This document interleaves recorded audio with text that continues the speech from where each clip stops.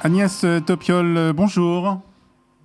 Bonjour, Shavuot. Shavuot, merci d'être avec nous ce matin. Vous travaillez au bureau des statistiques ici à Jérusalem et vous avez, on va dire plutôt une spécialité. Vous êtes responsable de tout ce qui concerne la globalisation au sein de ce bureau des statistiques. On va parler avec vous d'une délégation, un séminaire qui a eu lieu la semaine dernière en Israël avec une délégation de l'OCDE. Avant de parler de ce séminaire, comment définir tout ce qui concerne la globalisation? C'est un titre, c'est un beau titre, mais de quoi on parle lorsqu'on parle de globalisation?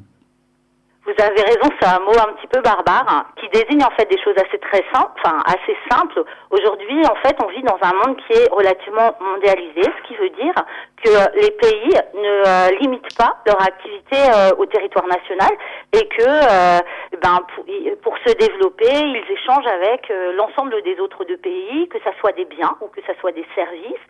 Et par ailleurs, même les entreprises ne limitent plus leur territoire d'activité au simple territoire national, donc simplement un marché national, mais essayent, à travers des filiales, de s'implanter un peu partout dans le monde. Et effectivement, cette mondialisation à laquelle nous sommes tous confrontés aujourd'hui pose de nombreux problèmes aux économistes et aux statisticiens pour être capables d'évaluer très correctement où se situe la valeur créée par l'ensemble de ces échanges et de ces processus, en fait, d'internationalisation. Alors, quel était le but, quels étaient les sujets que vous avez traités avec cette délégation de l'OCDE, puisqu'on sait que maintenant Israël fait déjà partie depuis quelques années de l'OCDE. Depuis 10 ans déjà. Alors, quels étaient les sujets abordés? Alors, depuis 2 ans, en fait, depuis l'année dernière, plus exactement, un groupe de travail très spécifique de soutien à Israël sur des aspects techniques a été mis en place. Et une première délégation de l'OCDE est déjà venue l'an dernier, au mois d'avril, pendant une semaine, pour discuter des indicateurs qui permettent justement de mesurer du point de vue d'Israël cette globalisation et de proposer une feuille de route de manière à pouvoir améliorer dans un avenir proche à la fois les outils et les mesures de ce phénomène. Donc c'était l'objectif. C'était le deuxième round de réunion et là en fait on est rentré davantage dans le vif du sujet puisque tous les outils, toutes les sources d'informations qui concernent justement la globalisation, que ce soit les exportations de biens, de services, les importations, les activités des multinationales étrangères à la fois sur le territoire israélien et des multinationales israéliennes qui, elles, travaillent à travers d'autres filiales à l'étranger. Donc tous ces dispositifs de mesure ont été abordés de manière très précise avec les experts de l'OCDE afin qu'ils puissent nous guider de manière à améliorer nos dispositifs d'évaluation justement de ce processus. Alors, où se situe Israël justement dans ce système de globalisation? Est-ce que c'est un pays qui, comme vous l'avez dit, qui a besoin justement à cause du marché c'est un petit pays. Un marché un peu petit, donc il a besoin de s'ouvrir aux autres. Voilà, exactement. C'est un petit pays avec un marché relativement réduit. Donc effectivement, afin de se développer davantage, il faut absolument aller chercher ailleurs des clients, de l'activité, etc.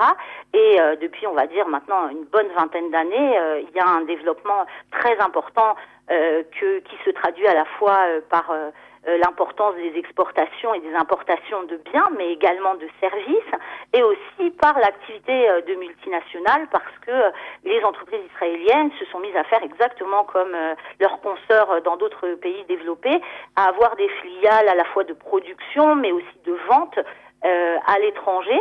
Et à partir de ces filiales, elles continuent aussi de temps en temps à exporter des biens, des services directement depuis d'autres pays. Bien sûr, tout cela se rapportant malgré tout à des entreprises israéliennes. Alors, est-ce qu'au sein du Bureau des statistiques, vous mesurez aussi les services ou les biens qui sont le plus demandés à l'extérieur d'Israël? Oui, alors effectivement, lorsque le LISCA publie en fait des statistiques à la fois sur les exportations, là je crois que très récemment ils ont dû sortir les chiffres du mois de janvier 2020 concernant les exportations et les importations, À chaque fois, effectivement, on publie à la fois les principaux pays vers lesquels Israël, par exemple, vend ses produits et reçoit ses produits. Les principaux partenaires, quels sont les principaux partenaires aujourd'hui d'Israël Alors, l'Union européenne, qui se classe en première position, les États-Unis et puis l'Asie, bien sûr, qui doit représenter aujourd'hui à peu près un cinquième des exportations, environ 20%. Alors, en Israël, tout est relié aussi à la politique et puis à la situation, on va dire, internationale. Alors, est-ce que le fait qu'Israël n'a pas de rapport diplomatique, en tout cas officiel, avec certains pays, cela influence justement aussi sur ce processus de mondialisation, de globalisation ? Oui, je pense que effectivement, ça a forcément un lien. Alors effectivement, un lien qu'on n'est pas forcément capable de mesurer ou de tracer avec les chiffres, mais on peut tout à fait imaginer qu'aujourd'hui, à travers en fait les mécanismes assez complexes de construction des multinationales, en passant par des filiales étrangères, etc., on puisse servir comme ça un certain nombre de pays à travers des filiales localisées, je sais pas, aux Pays-Bas ou en Europe ou aux États-Unis, etc., et desservir même des pays avec lesquels il est un peu compliqué de commercer pour Israël. Est-ce qu'il est prévu d'autres... C'est valable pour Israël, c'est valable pour les autres pays du reste. Aujourd'hui, les choses se passent beaucoup comme ça, de manière directe avec un certain nombre de pays officiels et de manière plus indirecte avec des pays pour lesquels c'est plus compliqué.